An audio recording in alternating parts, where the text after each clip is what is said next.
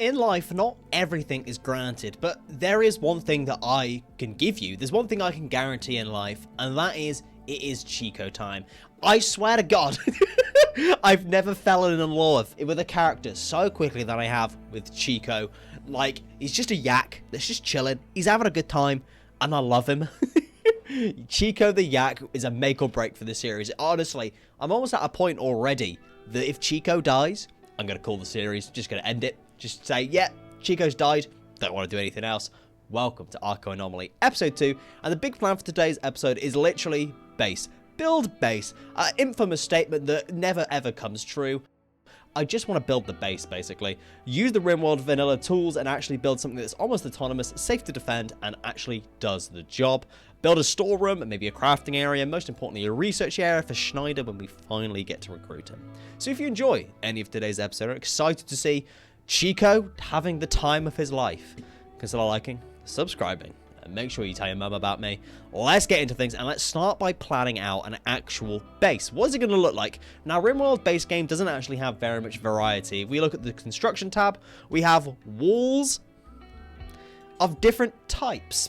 We don't have much on offer here. So I think maybe we start by building like a steel crafting room. Getting started on the stone cutting and everything. We do have a stone cutter's bench here, but no dedicated area. And conversion. Tori's converted Schneider to her own religion. Perfect. The moment we are really lacking the manpower. We're having a bad time doing anything. I hadn't realized the main thing that base game vanilla Rimworld is, compared to when it's modded, is slow. Things take a long time to do, and there's not the efficiencies that come with modding. And a shaman merchant from the Brana Covenant has arrived. Lovely, lovely people. The traders haven't really got much here, but do you know what they do have? Female yaks. 13 years old and 11 years old. Chico's only 3 years old. Let's get Chico an absolute cougar for him to have a go with. We can afford it. We can have a baby Chicos. Anomaly DLC, Mechanator stuff, doing stuff with royalty. You know what? Just push it to the side. Let's create a yak breeding program and have mini Chicos everywhere. And there we are. Chico now has a partner in crime. Lovers have become across each other, not by fate, but by destiny. What do we name the female yak? I don't know. If you guys have any suggestions for our female yak, leave them in the comment sections and I'll pick one that I like the most. And Yak 1 is pregnant. Chico has done the deed, and we are now having baby Chicos. This is too soon. I don't even know what his partner's called. You know, I feel like you should at least get to know them before you do the deed. But Chico moves different. He moves different, bless him. At a raid, our second raid, the Pillars have heard that we have Schneider, and Poxman has arrived. 12 in intellectual, 5 in shooting, 4 in crafting. Like, he's not bad, but not someone we need. Okay, well, Tori and Ark have got the guns. Doug will stand there, maybe with a knife. I don't mind about killing this guy or not. I can't really maintain any other prisoners. And a disturbing vision. Ark has had a strange dream. In it, he saw a black shape unfurling in space and time, growing and consuming. The shape originated from a nearby crumbled monolith. Upon waking from the vision, Ark feels strangely drawn to the monolith. It calls to him. Interesting. Unfortunately, Ark is very stupid. Intelligence is not his thing. And at this current moment of time, I can't afford to, like, lose a colonist. I don't know what the monolith does. I don't know what happens. I don't know what events it leads to, but I don't feel like we're ready for it, whatever it is. Doug is straight involved. Tori shooting over his shoulder. The 1-inch... Jesus! Doug! You're insane! Bloody hell! I mean, the brawler trait is obviously going to be massive for him as well. That was quick. That was, like, way too quick. And paid forced weather. They want it to be foggy rain for 20 days. That sounds horrendous. The cube beneath the mountain, which gives bioferrite harvesting. What? Okay. And a guide to harvesting and sculpting, which gives an increase in plants XP. Oh, that's very interesting. Okay, I mean, I'm not going to accept this because foggy rain for 20 days sounds like hell and not fun whatsoever. However, these quest rewards are very interesting. I will be definitely keeping them in mind for the future. And a lone genius event. This is all new to me. I got no idea what's going on. A lone figure is approaching the colony. She wants to talk. You can send a colonist to hear what she has to say. Grace unknown. Unwaveringly loyal. 15 intellectual. Transmute steel. What? 8 in medical, which would be silly handy. That would be unbelievably handy at the moment. Too smart, abrasive, and sickly. You are a dislike xenotype. Okay, cool. Tori, I guess you are our social character, so you can go talk to Grace and see what she says. This is all new. I like this. This is so much more interactive. The strange figure keeps muttering about some scientific breakthrough. All she needs is a laboratory. If you let her stay, she will share her vast knowledge with you. It's hard to tell whether she's insane or a genius or both. Grace claims extensive knowledge of an alchemical practice. She can, using unknown architectural influence, transmute steel into various valuable resources. She may be very useful, but there is something that Grace is not telling us. I could do with somebody that's good at intellectual and is also like better at fighting and shooting than our other two colonists. So I'm gonna allow her to join. Holy moly, she comes with a charge lance. What? We've just been what? Okay, that doesn't seem right. That's broken.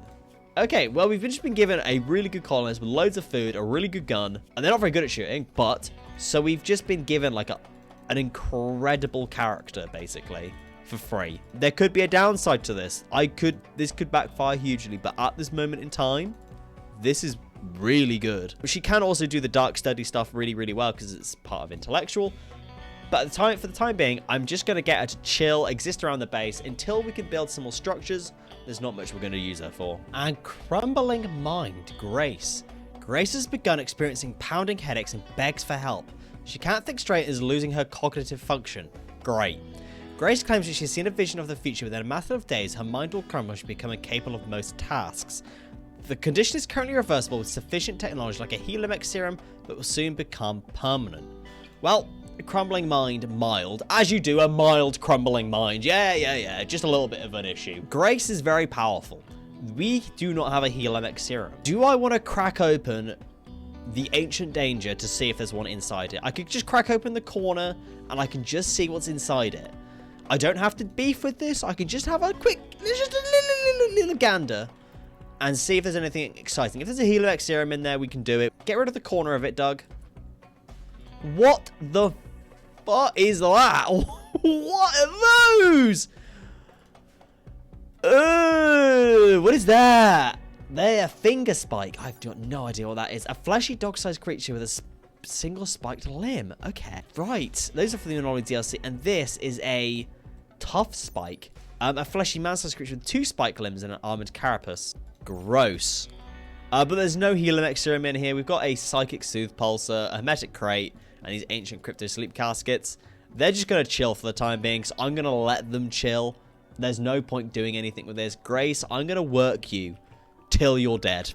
I'm sorry. Anyway, we now have a kind of functional crafting / storage area here. At the moment, we're only using it for stone blocks, which I think is pretty fair at the moment. We've got quite a few of those, and that is it. I'm slowly working on bedrooms as well, but all these things with Grace are coming up. I don't know. I feel like I want to try out the transmute steel thing. Before we do anything else, I want to find out what it does. Transmuting steel on 62 steel. What does it do? So you go to it, you play with it, and you turn it into twisted meat. What is the point? What? Sick. Okay, so I've just been given some meat. Fantastic. Well, yummy. Yum yum in my tum. Cheers, Grace, for that. You can go back to like just existing. And insane ramblings on Grace. Grace is completely untethered from reality. Doug is currently untethered from reality as well. Ark is just having a psychotic wandering episode. This monolith is breaking our characters. Ignore the fact that Ark is, withdrawing from Psykite, and ignore the fact that we've done none of our ideology stuff, and Grace is just a mess. Rimworld has changed. It's a psychotic thriller all of a sudden. An ability ready for Grace. Transmute steel. No. You know what? No. And unfortunately, Yak 1 has miscarried due to starvation. Chico is not providing the nutritional needs that Yak 1 needs. To be fair, nor am I. Alright, I can't entirely blame Chico for this one. I've planted some hay grass in here. It's not doing very well. I don't know what I'm going to do, honestly. If Chico dies, I will cry. And Grace's cognitive condition has become permanent. So what does that mean? You've got a crumbled mind. This person has lost their cognitive ability, preventing them from doing complex tasks. They are a husk of their former self. This condition is incurable. So you can still shoot, you can still do animals, and you can still make art. I mean, it's not very good, but you can still at least do things. You can still hunt as well. It's just not entirely useless. This situation could have been a lot worse, let's be fair. Okay, we've been given a quest here. The Grand Chief of the Banana Covenant. I'm going to call him the Banana Covenant. They want our friend to learn about our culture, but they have paralytic aphasia. So basically, we're looking after a very disabled person that's interested in things. That's really interesting, and I mean, there's not much culture they'll learn about in bed. But they will give us 2 books. Outdoor, 30 an hour, whatever that means, package survival meal, 30 an hour, and hostility in the base. Interesting. I like these books. They seem very cool, so we are going to accept this. You know? Let's find out what they do. Banab has arrived. Paralytic aphasia, so you're literally useless. Congratulations, my friend. And Shamblers are approaching. This is all new from the Anomaly DLC. I can tell. A group of 2 shambling, rotting corpses are approaching. Some inhuman forces reanimated these lifeless bodies and set them to murder. Oh god. So that's zombies. They're literally zombies. Shambler Troy. Okay. And then we've got Shambler Pansy. Is this like some high school American mid-70s couple that have been reanimated? That's what this seems like to me. But they're very good at melee, it seems, and they're just kind of shambling around, not really doing anything. I probably want to kill these people. If I get Grace and Ark to deal with them, that's probably a good idea. And perfect, the fight has begun. Ark laying into them with the most accurate shots of all time. And I must say, I like the way they look. I like that their heads are, like, tilted. You know? It doesn't just do much, but enough that I know exactly what they are, you know? And they're now attacking through the water. Shambler Pansy. They take a bit of a hit. The gunshot, the lance rifle that Grace has got, thankfully, is very powerful. So as long as we get a few good hits, we should be good. I've brought up Doug as well with a plasteel knife. It might not be a good idea because Doug will probably die if he gets hit. I don't know how it works. And Doug is getting straight involved, stabbing them with his knife. Doug, please don't die here. If Grace dies, alright, so be it. But Doug is not what we want to lose. There's 1 down, and Doug has taken a hit. Shambler scratch. Okay. That was okay. That wasn't too bad. As long as Doug doesn't get infected by this, we're okay. And Ark has decided to go berserk and attack anyone nearby, and this goose, this very high definition goose, is having it out with him. Ark, you absolute idiot. You absolute idiot. Ark.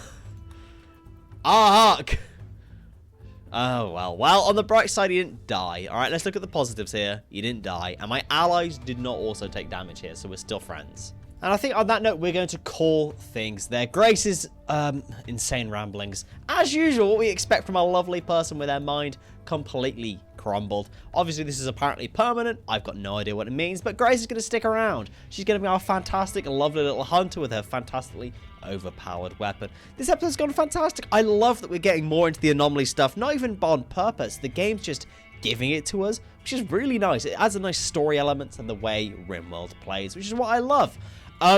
Unfortunately, the base stuff didn't really happen. A lot of things with resources and stuff, and the things with Grace just kind of took precedent over everything else. I've started on some bedrooms. I've started on a little monastery over here with the Monolith.